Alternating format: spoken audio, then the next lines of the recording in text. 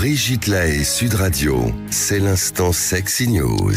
Eh bien, Arthur Vernon, Flore Chéri est avec nous et nous allons évoquer des petites bêtes qui courent, nos spermatozoïdes, oui. Enfin, votre spermatozoïde. Vos, parce qu'il y en a des millions. Ah oui, ça. Sur toute la vie. Mais oui, aujourd'hui, on parle de libertinage. Et donc, dans un monde où il y a beaucoup plus de mâles que de femelles, le club libertin, j'ai trouvé intéressant de faire le parallèle avec les spermatozoïdes lancés à la conquête de l'ovule. Finalement, un club libertin n'obéirait-il pas aux mêmes loi que nos gamètes? Est-ce qu'il y a une course à celui qui sera le plus rapide pour choper la seule donzelle libre sur le dance floor? Et d'ailleurs, les spermatozoïdes font-ils vraiment la course? On a tous l'image en tête de ces petites cellules qui s'agitent avec une grosse tête et une longue flagelle intrépide, équipées d'un casque de Formule 1 bien accroché et qui attendent un top départ avant de se lancer dans un sprint sans relâche en direction de l'ovule. Alors cette métaphore, elle est à la fois vraie et à la fois fausse, et je vais vous expliquer pourquoi. Déjà, les spermatozoïdes sont expulsés avec le liquide séminal au moment de l'éjaculation. Le sperme donc, sperme qui est en fait une sorte de petit avion qui envoie les cellules spermatozoïdes dans le corps féminin, mais une fois qu'ils sont arrivés à bon port, ils naviguent tout seuls, ils ne barbotent pas dans un liquide, donc ils ne nagent pas et ne sont dépendants que de leur bonne mobilité. C'est ce qu'on appelle des cellules autonomes. Donc avant de faire la course, ils voyagent tous ensemble et c'est important. À une vitesse incroyable. À une vitesse, oui, à plus de 30 km/h, je 43, je crois. 43, dans ces eaux-là, oui, une voiture. Par rapport à leur taille, c'est... C'est ça, c'est une voiture qui roule en zone urbaine, exactement. C'est un turbo. Et c'est important qu'ils voyagent tous ensemble parce que les spermatozoïdes ne seraient rien sans cette cohésion d'équipe. Par exemple, ceux qui arrivent en premier sur la membrane de l'ovule, assez fatigués par leur voyage, permettent de préparer la zone pellucide, c'est-à-dire faire en sorte que l'enveloppe de l'ovule soit imprégnée d'une protéine spécifique qui permettra à un autre spermatozoïde moins rapide de s'y accrocher. En gros, ils font une passe décisive avant de mourir. D'ailleurs, selon une étude de 2016 d'un Français, Benjamin Raveau, un spermatozoïde doté d'une flagelle trop énergique à 3 oscillations secondes arriverait proche de l'ovule rapidement, mais ne pourrait pas la pénétrer. Il graviterait autour, en orbite, en s'agitant inutilement. Quand un concurrent doté d'une flagelle équilibrée, plus modeste, à 2 oscillations secondes, pourrait lui rentrer. Donc c'est une course, mais c'est avant tout une course d'équipe dont la rapidité n'est pas le critère ultime pour la victoire. Et par ailleurs, l'ovule pourrait aussi influer sur la sélection du spermatozoïde par des molécules chimio-attractives présentes sur sa membrane. Elle pourrait attirer à elle les spermatozoïdes sélectionnés sur ses propres critères. D'ailleurs, chaque ovule a des critères de sélection qui lui sont propres. Bref, si le gardien choisit aussi la couleur du ballon qui va rentrer dans le but, on comprend que la course n'est pas forcément la modélisation idéale pour le voyage des spermatozoïdes. La plupart des découvertes d'interactions gamétiques que je viens de vous citer ont moins de 10 ans. Preuve que l'on est encore au balbutiement sur ce genre de découverte pour modéliser pertinemment le voyage du spermatozoïde dans l'ovule.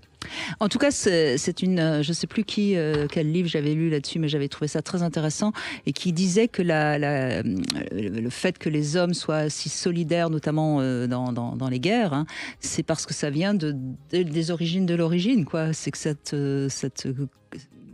cette sorte de solidarité des spermatozoïdes, c'est une solidarité masculine. Voilà. Bon, enfin après. Voilà, est-ce qu'on se comporte vraiment comme nos gamètes? Je ne sais pas. Non, mais c'est quand même toujours intéressant de voir que parfois l'infiniment petit et l'infiniment grand, il y a un lien. Bon, après, on y met ce qu'on veut, bien sûr. Mais ce qui est intéressant, et vous l'avez bien dit, c'est que c'est pas le premier. C'est pas le premier qui va rentrer. C'est une solidarité pour percer l'ovule qui se défend Alors oui, qui se défend et puis qui attire. On voit que l'ovule n'est pas passif dans la sélection du spermatozoïde. Et ça, c'est vraiment très récent. C'est des travaux qui datent de 2020, donc au moins de 3 ans, qui montrent que l'ovule n'est pas une cellule passive qui n'a pas son mot à dire dans la sélection et qu'il y a des Mais il y a eu des études alors qui sont peut-être moins scientifiques, mais qui avaient été faites et puis ça a été démontré par les résultats des femmes qui, avec certains hommes, n'arrivaient pas à être enceintes. Et puis avec d'autres, on réussisse au premier coup, si je puis dire, à être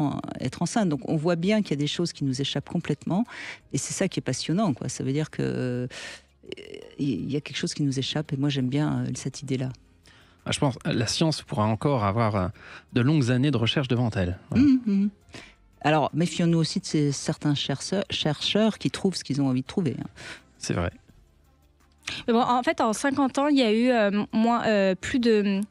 Les avancées sur les causes d'infertilité pour causes inconnues ont été réduites de moitié. C'est-à-dire qu'en 50 ans, quand avant il y avait un diagnostic qui était posé sur un couple en disant on ne sait pas, cause inconnue d'infertilité, aujourd'hui il y en a 2 fois moins. Donc on peut quand même souligner l'avancée de la science dans les matières de reproduction. Déjà, qui sont quand même assez il y a eu une époque où c'était forcément de la faute des femmes. Si Plus que les hommes. C'était 100% la faute des femmes, puisqu'on les reniait, on les répudiait. Oui, socialement. En même temps, c'est aussi vrai d'un point de vue scientifique parce que de plus en plus, il y a un problème avec la qualité du sperme. Avant, il n'y avait pas autant de dysfonctions sur à la fois la viabilité des spermatozoïdes et la qualité du sperme de façon plus générale. Aujourd'hui, l'infertilité gagne du terrain du côté des hommes parce qu'on a quand même des gros problèmes de perturbateurs endocriniens qui endommagent la qualité du sperme. C'est une théorie, mais on dit aussi que c'est parce que les couples font des enfants plus tard, c'est-à-dire qu'ils se mettent en couple et ils font des enfants plus tard, donc ils font moins l'amour qu'au début de la relation. Il y a beaucoup d'hypothèses, et puis après tout, je ne sais pas quelle est la bonne, et peut-être qu'on la saura jamais, et après tout, qu'est-ce que ça peut faire ? Pour des couples qui ont envie d'avoir un enfant, c'est bien d'avoir la cause quand même. Non, mais si elle peut être résolue. Aujourd'hui, il y a beaucoup de progrès, mais sur le plan médical, pour ceux qui n'arrivent pas à avoir d'enfant, et il y a une aide qui est là, c'est évident. Mais je veux dire, est-ce qu'on pourra un jour tout expliquer ? C'est ça que je voulais dire. Je suis pas sûre, et c'est peut-être pas plus mal qu'on ne puisse pas tout expliquer, parce que sinon, ça voudrait dire qu'on est des sortes de robots. Moi, j'aime bien l'idée qu'il y a plein de choses qui nous échappent. Je pense qu'on est des petites machines, mais c'est vrai très très très complexe, et donc avoir le fin mot de l'histoire prendra encore des dizaines d'années, donc peut-être certainement pas de notre vivant. Donc il faudra vivre avec et puis y aller un petit peu à tâtons. Bon, en tout cas, merci de ce voyage spermatique, Flore Chéry. Et puis, je rappelle, ensemble, vous avez créé ce lieu, le Sweet Paradise, 12 rue Marie Stuart, dans le 2e.